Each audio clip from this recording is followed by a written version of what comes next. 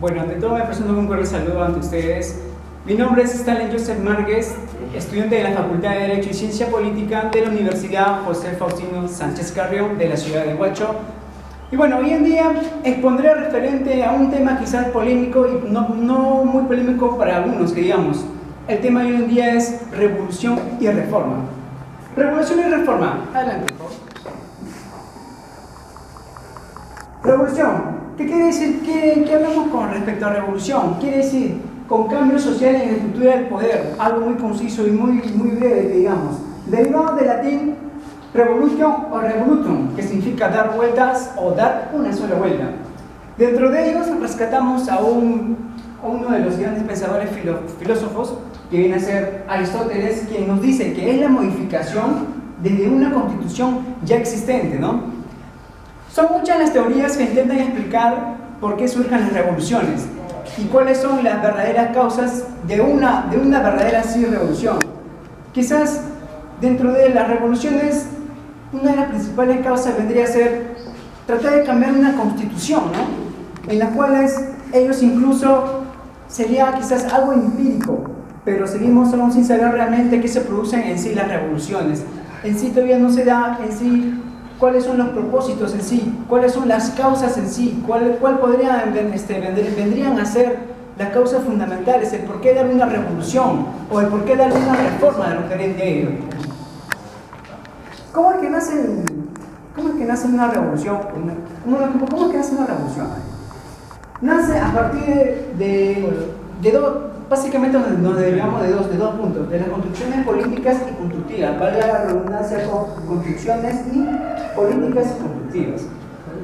Dentro de ello se rescata lo que viene a ser los derechos del hombre y del ciudadano. A partir de ello nos enfocamos desde un inicio cómo es que el hombre ha sido siempre sumiso y ha sido siempre subordinado por el poder, por poderes absolutos, monárquicos, dentro de lo que viene a ser dentro de nuestra historia.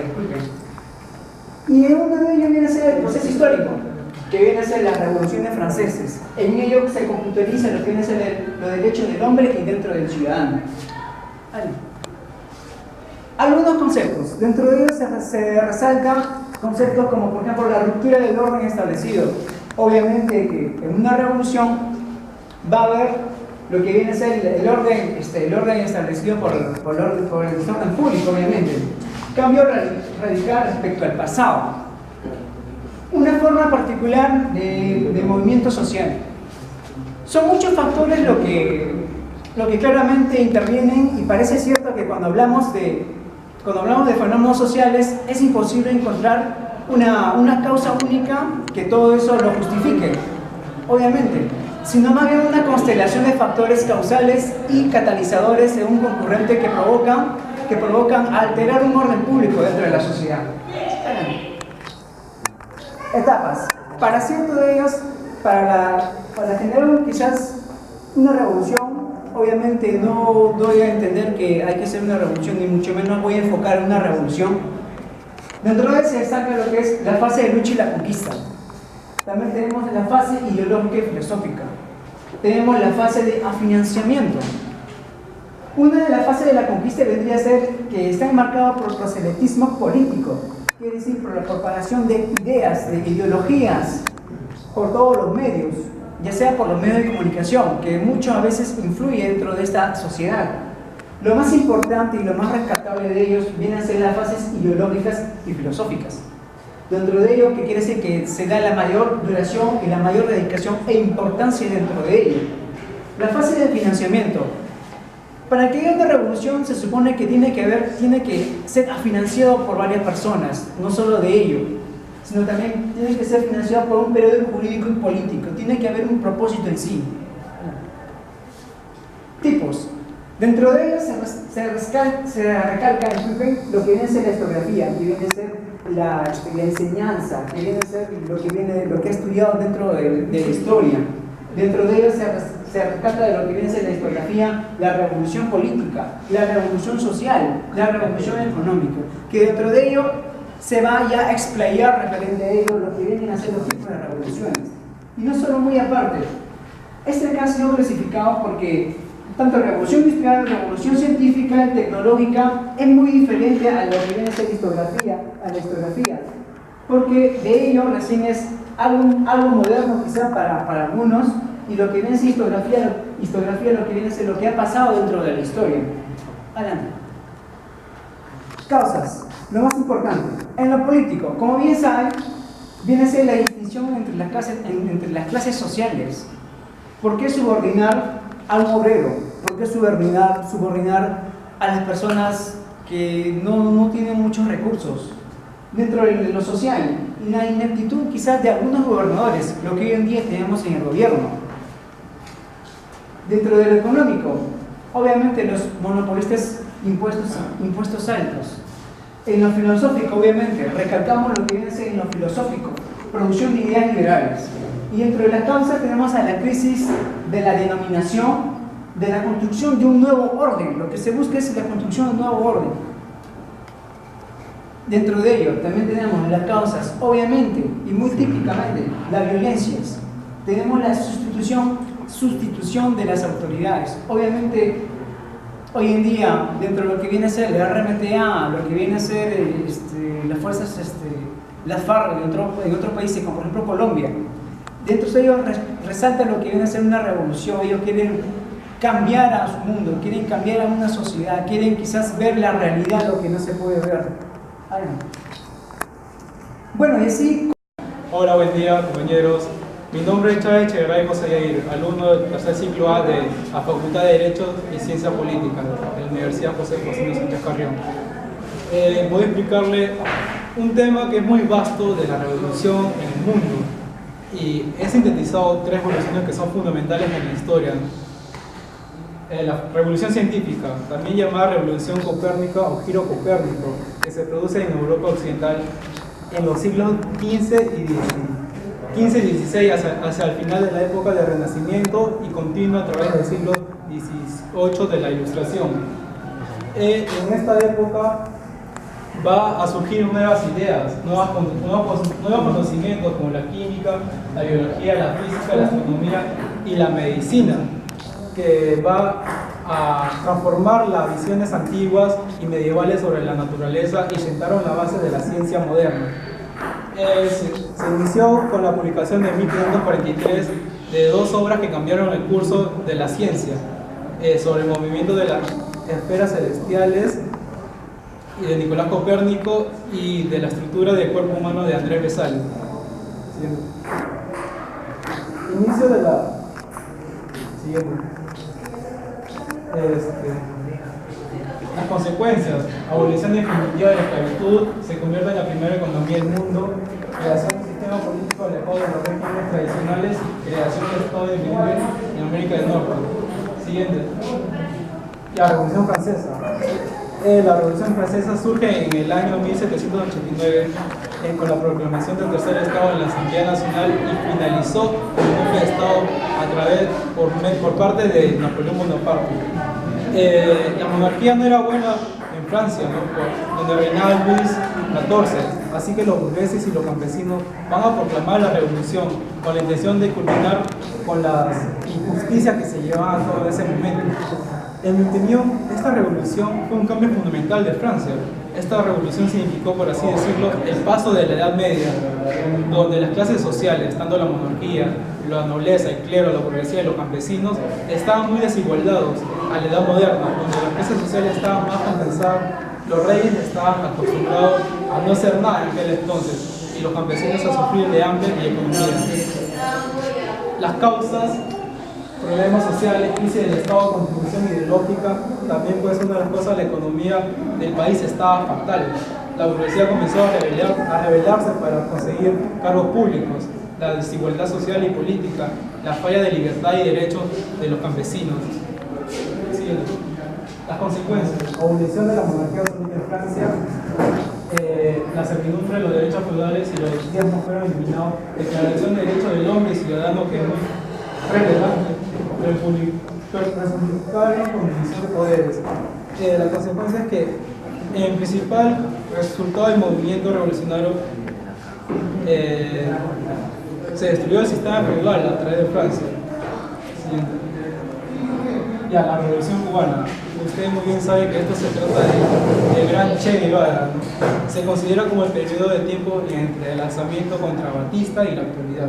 Es el principal resultado del movimiento de parte de Che Guevara, que Che Guevara era un político con texto de izquierda, ¿no?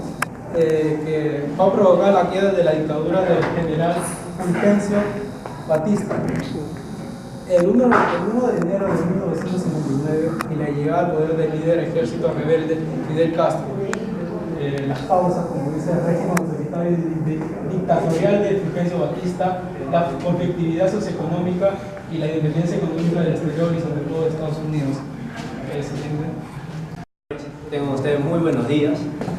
Quien les habla es el alumno y estudiante en la Facultad de Derecho y Ciencias Políticas de la Universidad Nacional José Faustino Sánchez Carrión, perteneciente a la ciudad de Huacho, provincia de Huaura y departamento de Lima. Les daré a conocer un breve conocimiento sobre el tema de lo que es reforma. Cuando hablamos de reforma, si bien es cierto, hablamos cambios en el sistema. Bien, se sustenta en la corrección de aspectos parciales y fragmentarios que generan tensiones en el sistema social. Puede ser por un cambio planificado, puede ser por un mejoramiento o enmendar los problemas que se vienen dando en aquel sistema. Actitudes de una reforma, cuando hablamos de conservadora y cuando hablamos desde un aspecto de reformista. Cuando hablamos conservadora es cuando el sistema se establece y sigue rigiendo de esa forma, pero cuando hablamos de reformista hablamos ya del cambio desde un cierto punto en el sistema, ¿no? Hablamos en que consiste en plantear modificaciones. Si bien es cierto, hablamos de la transformación, ¿no?, que se da en aquel gobierno o aquella etapa en donde se viene rigiendo sistemas o políticas de Estado en este caso. Diferencias. Cuando hablamos de diferencias entre una revolución y entre una reforma, si bien es cierto, se percibe y se discierne, porque la revolución se trata del cambio total. Y cuando hablamos de la reforma, hablamos de un cambio parcial, hablamos de un cambio en el sistema no total, sino por unos ciertos puntos, nada más. ¿En dónde se puede desarrollar una reforma? Bien, una reforma, si bien es cierto, se aplica porque se requiere de una sustentación o de un cambio que se viene rigiendo por ciertos inconvenientes, por falta de Estado, ¿no? Las reformas se constituyen en una serie de respuestas a los problemas de mayor agudeza. En este caso, si hablamos de un país subdesarrollado, hablamos en que le falta, ¿no?, le falta organización, le falta desarrollarse, y si bien es cierto, necesita sustentarse con las nuevas políticas. En este caso, organizaciones y actividades que un gobierno puede prestar a una sociedad. Aspecto de una reforma, hablamos de un factor económico, administrativo y factor social. Económico, porque se viene dando una crisis en donde hay falta, ya puede ser de empleo, hay falta de economía, y cuando hablamos de un factor administrativo, en donde existe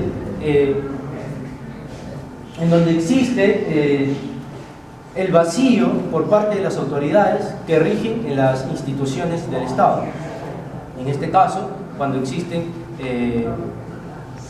falta, por ejemplo, para un asesoramiento, para la documentación de algunas partes, y cuando hablamos de un factor social, es donde la sociedad se encuentra afectada por la falta, ¿no?, de todos estos aspectos: empleo, trabajo, economía, etcétera, etcétera.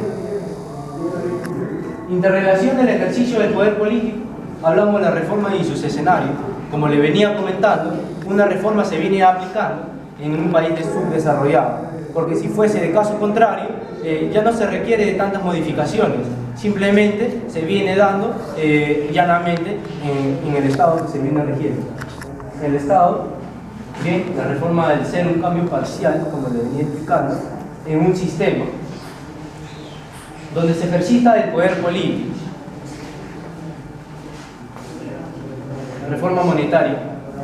Hablamos de una teoría que propone un nuevo sistema, un nuevo método, un nuevo procedimiento para que la falta de economía se rija por las políticas que se pueden organizar y se pueden dar en un Estado democrático, distinto al que está implementado para proveer dinero y financiar la economía de un país, para que pueda tener la relación necesaria con empresas extranjeras, empresas donde se rigen ya sea a nivel nacional, en donde las inversiones que se dan se interactúan, ¿no?, con la economía de un país subdesarrollado, tercermundista, o uno de un país donde rige con mejor desarrollo.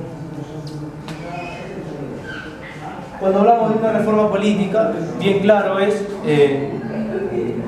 por ejemplo, si retrocedemos a unos años, 1968, ¿qué es lo que pasaba en el Perú, por ejemplo? Se necesitaba de una nueva constitución.